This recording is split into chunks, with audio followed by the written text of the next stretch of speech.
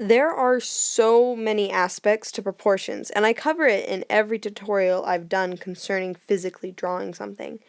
In my how to draw hands video, I talked about the proportions in fingers, and in my how to draw legs video, I discussed the proportions of each part of the leg. That's all important, but in this video, I'm going to talk about piecing them all together. If you're drawing a full body, you're going to want each of the pieces to be proportionate to the others, so you can avoid something like this. While it's definitely a look, it may not be the look you're going for, so let's talk about some realistic proportions.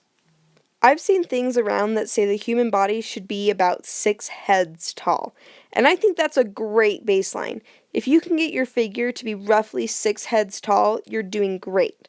I like this as a guideline because it's helpful, but it doesn't necessarily apply to all styles, so I like to keep it in the back burners as a tool to pull out when needed and as something to keep in mind. Most of the time when I draw, I ignore the head completely, unless I'm going for realism, which isn't really my cup of tea.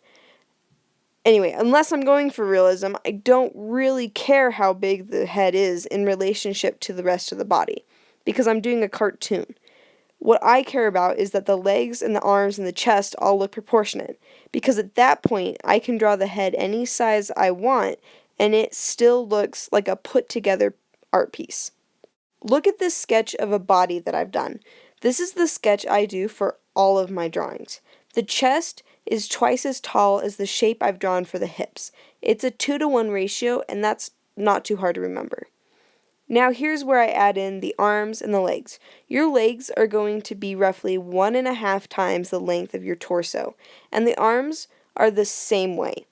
The elbow will line up with the waist, and the wrist will hit mid-thigh. If the hand is fully extended, the tip of your fingers will reach to just above the knee. The thigh will be as long as the lower leg, so as long as you keep that in mind, the legs should work out just fine. That's how I've been doing anatomy in my art, and most of it is based on standing in a mirror and looking at how my arms and legs relate to one another, and how my hips line up with my shoulders, etc. Everyone is shaped differently, so perhaps take this proportion guideline and play around with it. Stretch things out, make them smaller. Everyone has a different shape, so have fun messing around with it.